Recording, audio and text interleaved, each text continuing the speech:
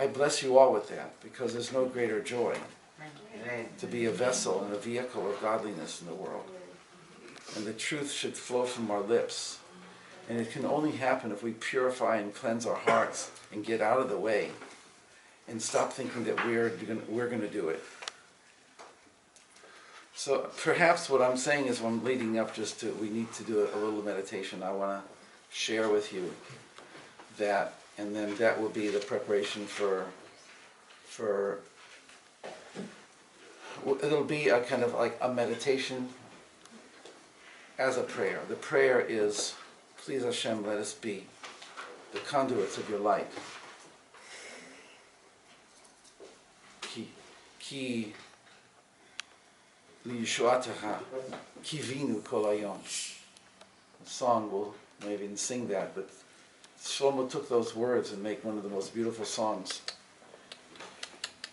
Ki liyishuataha kivinu. So kivinu means we hope for your Yeshua, we hope for your salvation all the day. We hope for your salvation all the day. And the word kivinu is connected to the word kav, which is a conduit and a pipeline. It's okay.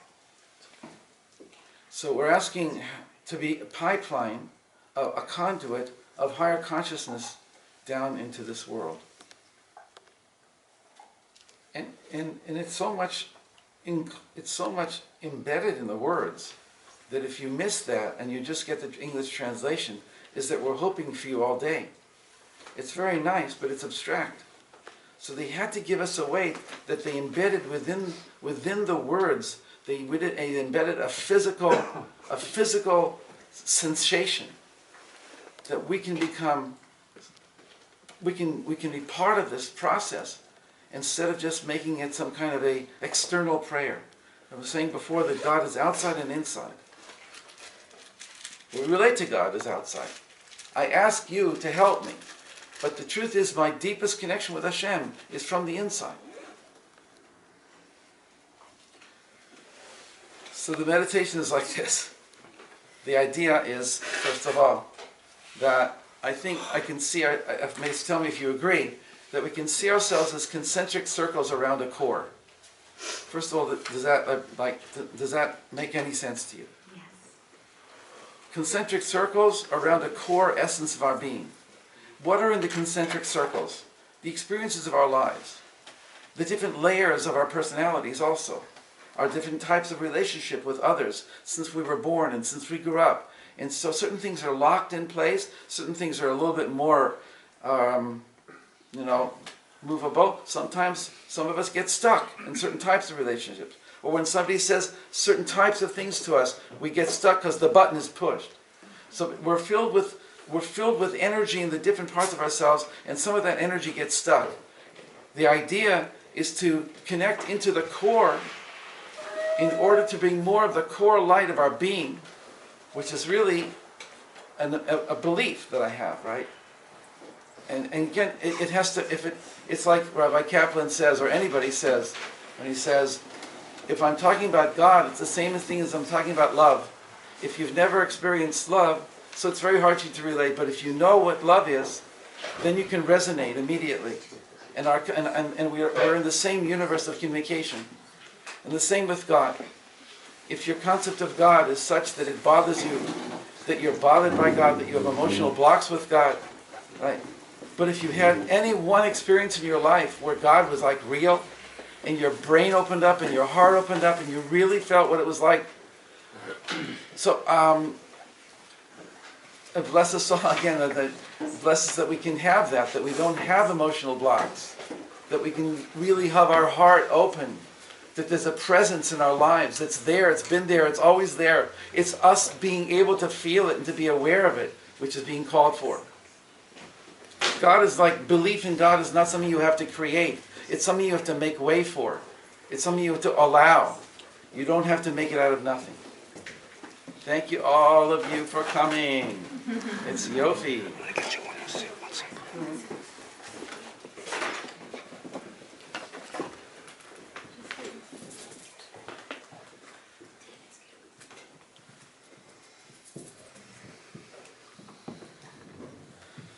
Whoa.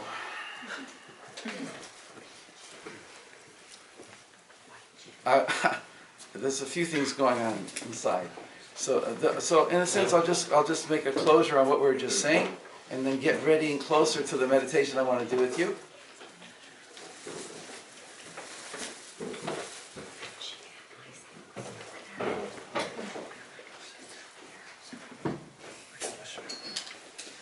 That all of prayer leads to this core experience, to be in my core, because that's my holy of holies, that's where I meet God. I don't meet God outside of myself.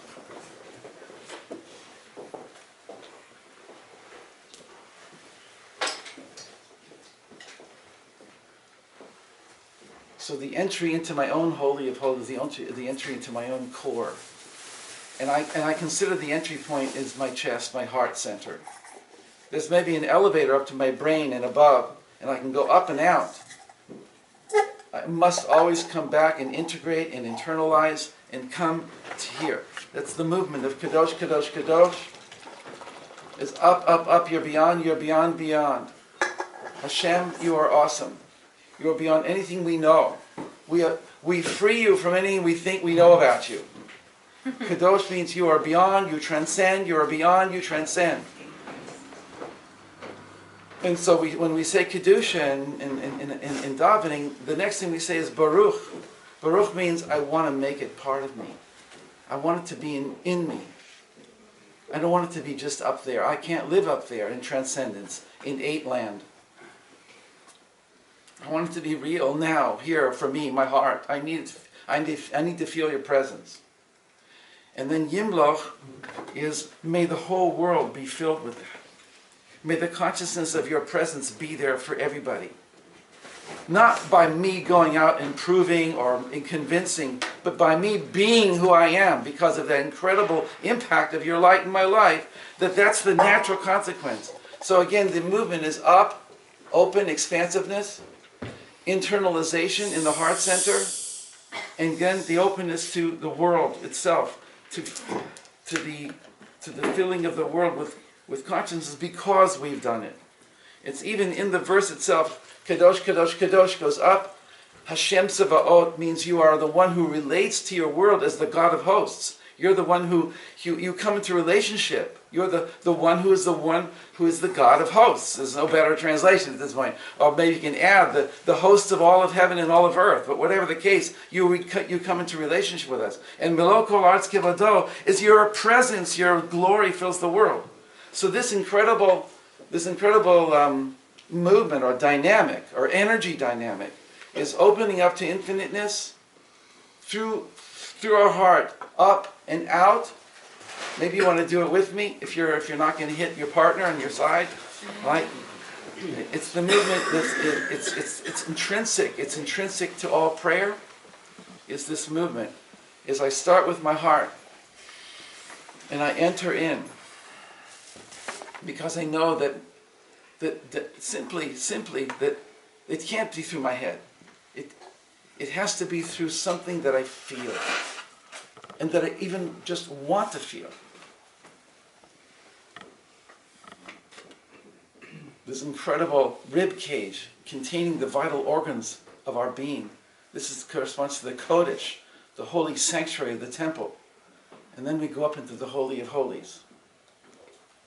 So this is Holy of Holies relative to the world, for sure. But the Holy of Holies of our brain, of the two hemispheres of our brain, corresponding to the two tablets of the covenant, corresponding to the Kruvim. Maybe some of you have seen it in my book, that if you would unfurl our brains, they'd be like wings. And the space between the wings of the Kruvim is where God enters the world. That's what Yaakov experienced when he lied down and he saw the vision of the ladder. And he went up to the top of the ladder of his spine, into the inner Holy of Holies, the sanctuary between the two hemispheres of his brain. And that's where the Beit HaMikdash was going to be built. It's like all these things have to flow with each other. It's not either or. It's not I'm a Mikdash and there's only a Mikdash there. We are temples. But the point here is anyway to open up our head, to open up our skull, to go into a place of openness.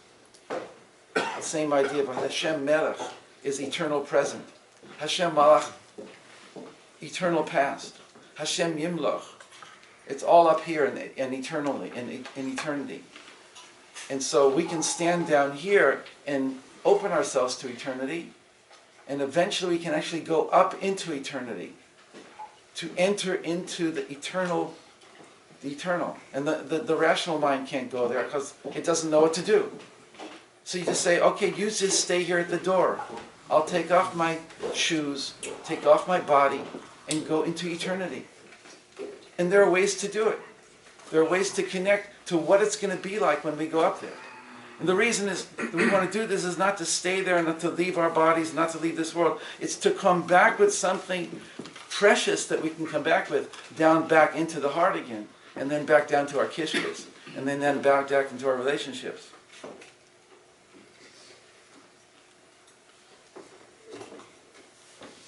So, let's breathe. Breathe up.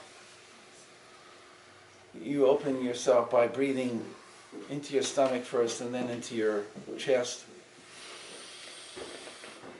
You kind of lift up yourself.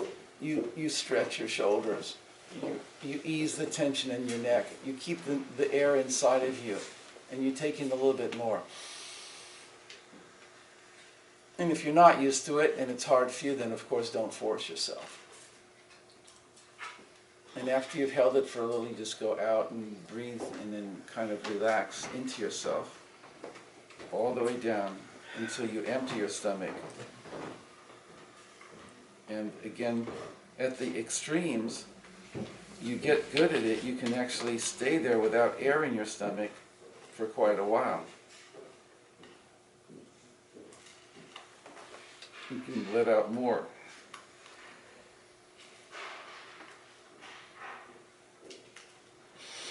At what point you need to take air in. So then you go up again.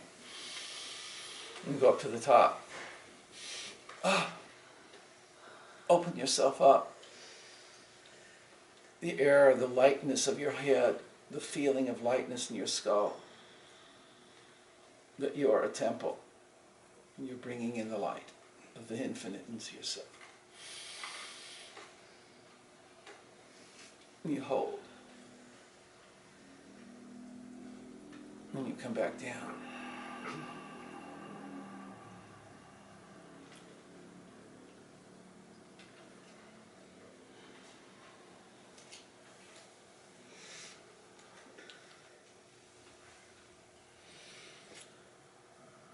So the other side of the coin of this meditation is that God, the way He tells us about Himself in the Kabbalah, is that He is He